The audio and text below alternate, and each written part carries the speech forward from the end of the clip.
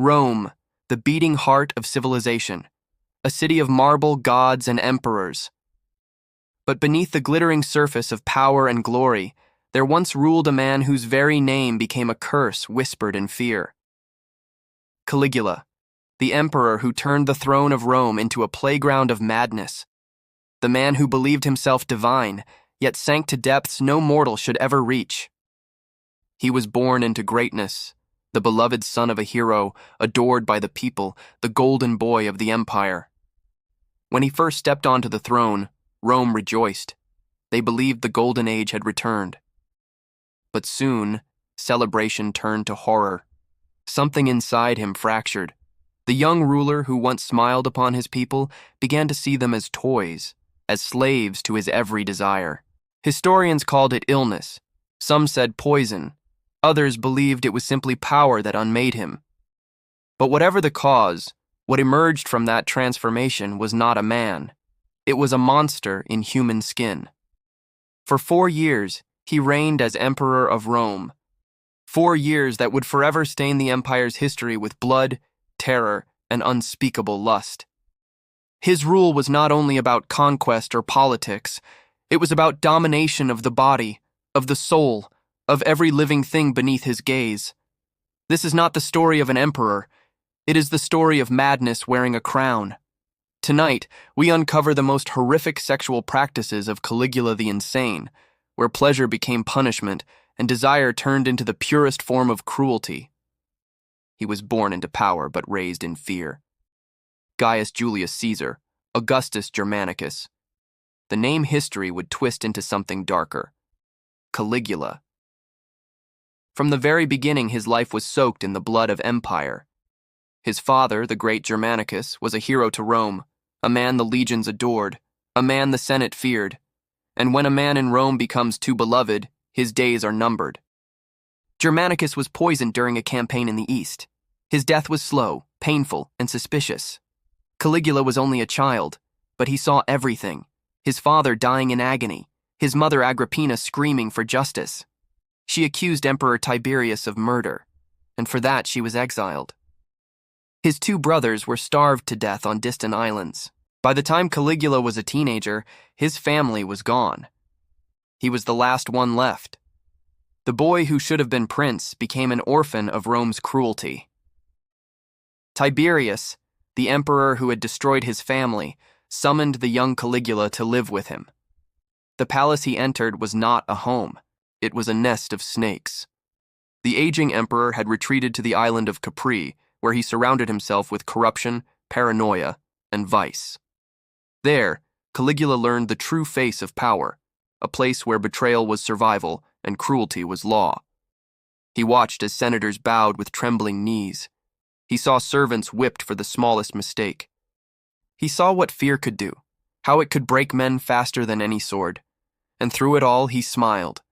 He smiled because he had learned a truth that would shape his entire life. To survive in Rome, you must become what Rome fears. The soldiers loved him. They called him Caligula, Little Boots, because as a child he wore a miniature soldier's uniform. To them, he was a symbol of innocence. A boy who played at war while his father led real battles. They had no idea that behind that smile a storm was growing. When Tiberius died in 37 AD, Caligula was 24. Rome erupted in celebration. The Senate praised him. The people cheered his name. The empire finally had a young, charming, generous ruler. He granted amnesty to prisoners, restored exiled families, and threw feasts in honor of his father's memory. For the first few months, he was everything they dreamed of, the perfect emperor. But then, something changed. Ancient historians tell of a mysterious illness that nearly killed him. He vanished for weeks, bedridden with fever, trembling, hallucinating. When he emerged, he was not the same. His eyes carried a strange fire. His laughter no longer sounded human. Some say it was brain fever. Others whisper that poison had damaged his mind. But there are those who believe it wasn't disease at all. It was power. Absolute power. The moment he realized that no one could stop him, not the Senate, not the army, not the gods themselves, something inside him snapped. He began to see himself not as a ruler of men, but as something greater. He spoke of divinity, of destiny, of his own blood being divine. The boy who once bowed before emperors now believed he was one. His kindness turned to mockery, his mercy turned to cruelty. And the Rome that had once loved him soon found itself trapped under his gaze, a gaze that saw every man as a rival, every woman as property, every act of pleasure as a form of conquest. The transformation was complete. The smiling prince had become the mad god of Rome. The young emperor who once smiled at the people now smiled only at their suffering. Once the young emperor rose from his sickness, the palace of Rome began to change, slowly at first, then all at once.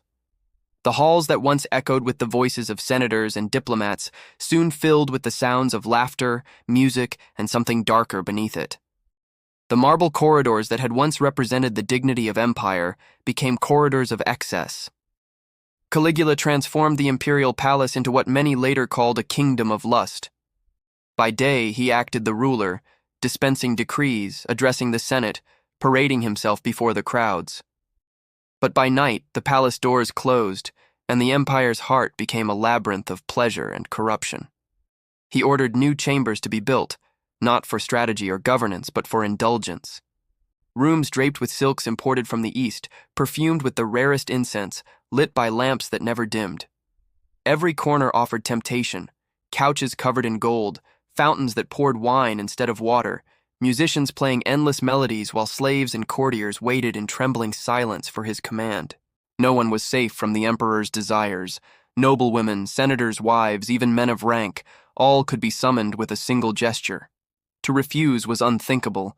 To hesitate was treason.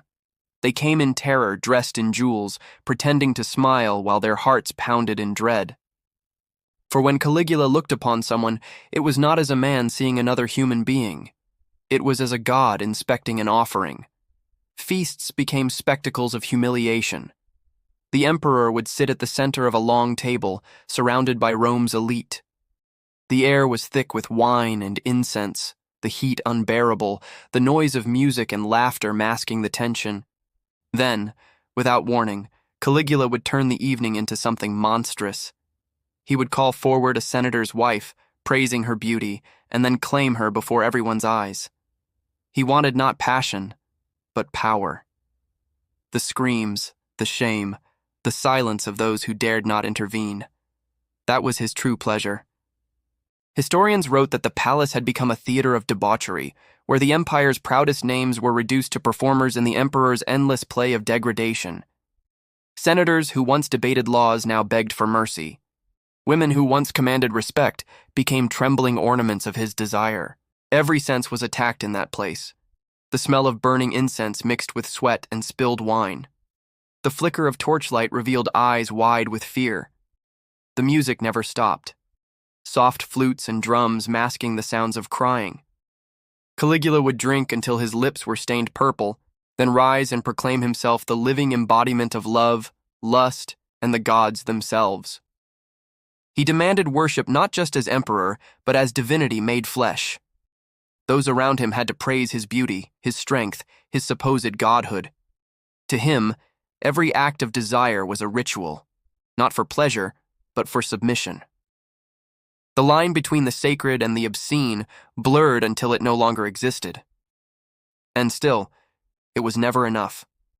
The feasts grew wilder, the cruelty sharper, the boundaries of decency and humanity torn apart night after night. What had begun as indulgence became compulsion, an addiction to power, to control, to the destruction of others. Those who served him whispered that the palace itself seemed cursed. They claimed that the marble floors had absorbed too much sin, that even in silence they could still hear laughter echoing through the halls, laughter that was not human. Caligula's Rome was no longer an empire. It was a playground of madness, ruled by a man who believed himself untouchable, unholy, eternal. But for Caligula, pleasure was never enough. It had to hurt, shock, and destroy. To rule Rome was to rule the world. But for Caligula, even that was not enough. Power over men no longer satisfied him. He wanted power over the divine. He wanted to be worshipped, not as emperor, but as god. He began to call himself Neos Zeus, the new Zeus, the living thunderbolt, the god reborn in mortal form. He ordered his sculptors to carve his likeness into the temples of Rome, replacing the faces of Jupiter, Apollo, and Mars with his own. The people watched in horror as centuries of sacred tradition were defiled. Statues of gods that once protected the empire now bore the cold smile of the emperor. Every temple became an altar to Caligula. Priests and priestesses bowed not to heaven, but to him. He demanded offerings in his name, gold, animals, and even bodies. The boundaries between worship and submission dissolved completely. He believed himself the bridge between the mortal and the divine, and every act of pleasure, every act of cruelty, was part of a holy ritual. He declared that the gods themselves desired him, and that through him Rome was touched by the divine. But his sacred rites were not prayers or sacrifices, they were acts of desecration. He would summon priestesses into his private chambers, commanding them to perform rituals of divine union. The candles flickered across the walls, illuminating the faces of marble statues staring down in eternal silence. The air was thick with incense and fear. To refuse him was to deny a god. To submit was to lose one's soul. No one was beyond his reach. Even his own sisters, Drusilla, Agrippina, and Livilla, were drawn into his madness. Caligula claimed that incest was not sin but sanctity. The gods lay with their own blood, he said. So shall I. To him, divine blood had to mingle with itself to remain pure. The royal family became his personal pantheon, and he its high priest of corruption. Drusilla, his favorite, was said to be treated as his divine consort, the moon to his sun. He paraded her before Rome like a goddess, kissed her in public, and declared that she would ascend to the heavens when she died. When she finally did, Caligula ordered the empire to mourn as though a deity had fallen. He shut down theaters, banned laughter, and demanded sacrifices in her name.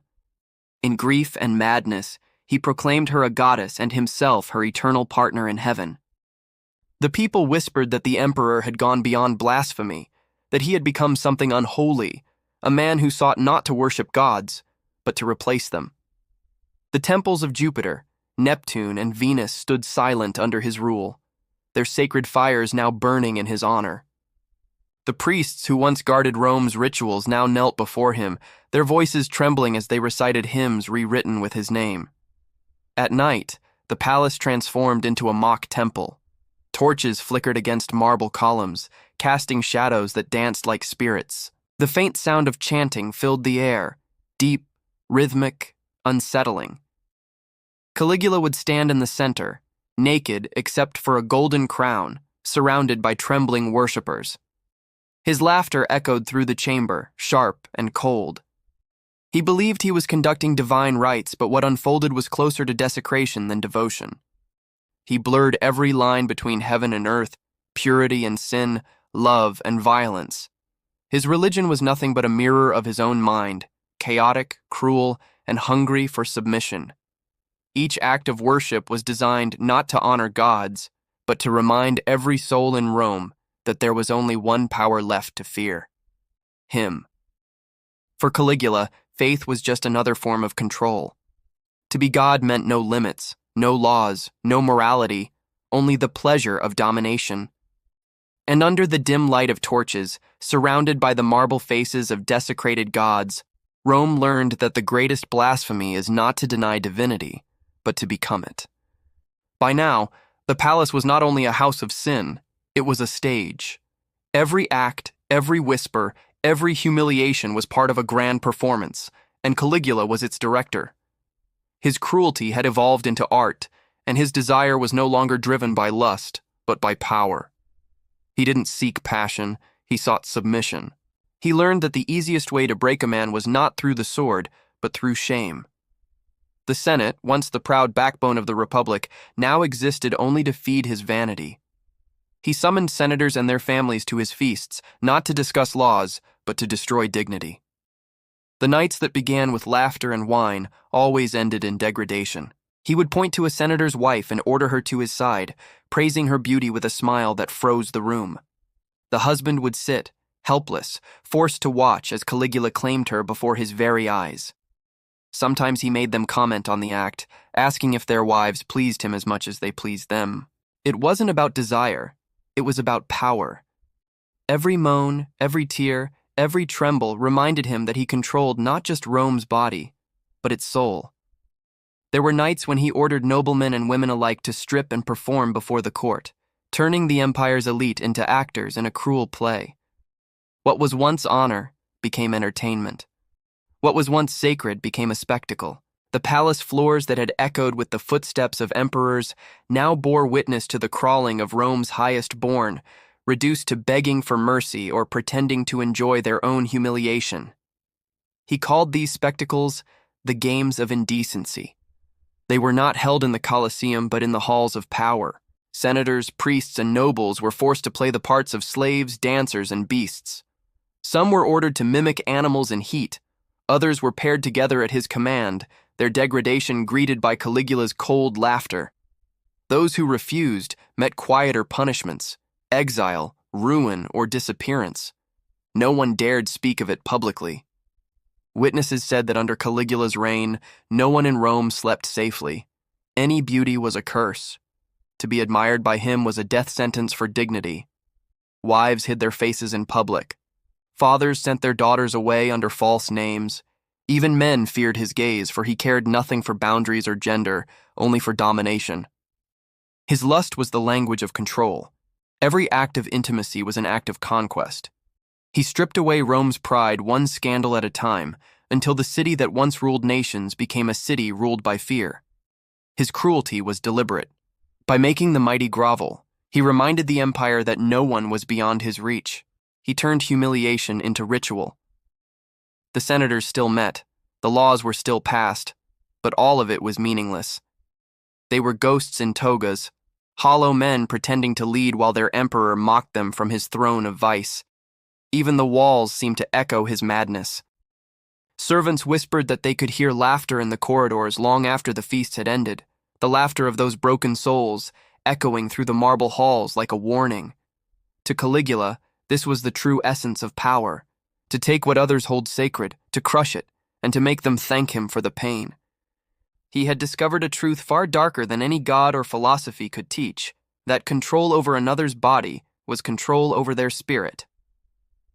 In Caligula's Rome, shame was entertainment, and power was pleasure. The empire can only tremble for so long before fear turns into rage, and even gods, no matter how mad, eventually bleed. By the end of Caligula's reign, Rome had become a city without laughter. The streets were quiet, the Senate terrified, and the palace shrouded in the heavy silence of suspicion. Those who had once adored him now despised him, but none dared speak it aloud. The emperor's spies filled every corner of the city. A single careless word could end a life. Yet behind closed doors, whispers began to gather like smoke, whispers of rebellion, of vengeance, of release. Even his guards, the praetorians sworn to protect him, had begun to rot from within. They had seen too much. They had carried out too many of his orders, the beatings, the executions, the humiliations. They were soldiers, but they had become instruments of madness. And one by one, their loyalty began to crumble. Caligula's behavior grew more unstable with every passing day. He demanded temples be built in his name, commanded that he be worshipped as a god, and forced Rome's highest men to prostrate themselves at his feet. He mocked senators, confiscated fortunes, and laughed as famine struck the poor. Every act of cruelty seemed to please him more than the last. But in the shadows of that pleasure palace, conspiracies took root. The conspirators were not revolutionaries or heroes. They were men who had simply reached their limit. Among them was Cassius Chaerea, one of his own officers, a man Caligula had publicly humiliated countless times. The emperor had mocked his voice, his age, his masculinity. Caligula saw him as a joke, a broken man in armor. But that broken man would become the hand of retribution. The plan was simple, born not from strategy, but desperation.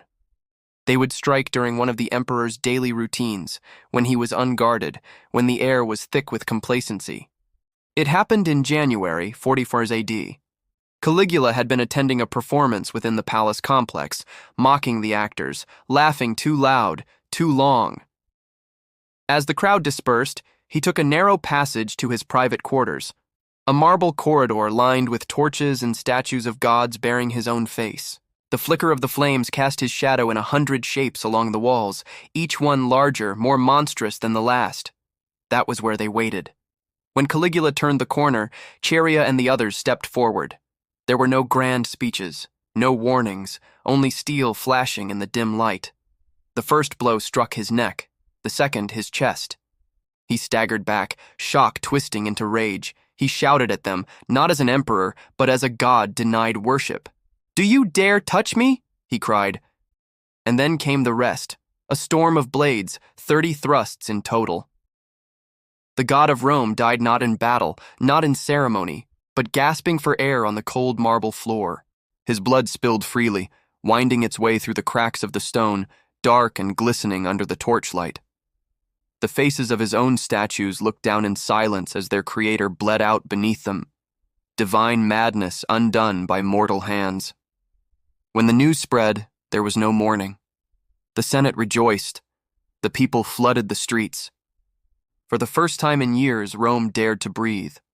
The palace that had once echoed with screams now stood quiet, haunted only by the ghosts of those who had suffered there. But freedom came at a cost. The empire had tasted the poison of absolute power, and it would never forget its flavor. Caligula was gone, but the shadow he cast remained.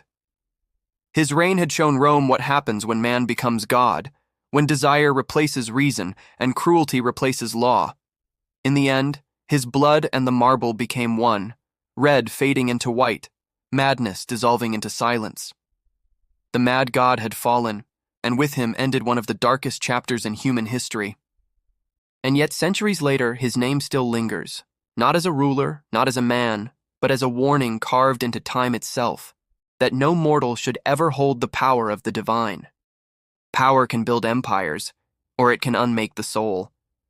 Caligula's story leaves behind a question that history still cannot answer. Was he born a monster, or did Rome make him one? Was the madness already inside him, waiting for the throne to awaken it? Or did the weight of absolute rule twist his mind until cruelty became his only truth? He began as a victim, a boy scarred by loss, raised among betrayal, molded by fear. Yet when the crown was placed upon his head, he became the very thing he once despised. The cruelty he had witnessed as a child became the language of his rule. The pain that shaped him became the pleasure he inflicted on others. Caligula's reign is more than a tale of one man's insanity. It is a mirror held up to humanity itself. It shows what happens when power is no longer bound by morality, when the desire to control, to dominate, to be worshipped becomes stronger than compassion. In his Rome, fear replaced faith, and pleasure was measured only by how much suffering it caused. His empire of lust and terror crumbled in blood, but the warning it left behind endures, that unchecked power will always drag the human spirit toward darkness. Whether on a throne, in a palace, or in the heart of any man, the line between ruler and monster is thin, and once crossed, it cannot be redrawn. Caligula may have died long ago, but the echo of his laughter still drifts through history, a reminder that civilization is fragile, and that beneath the marble and gold, humanity's oldest sins still breathe. In the empire of the insane, pleasure and pain share the same throne. History remembers Caligula not as an emperor, but as a reminder of what happens when humanity surrenders to its darkest desires.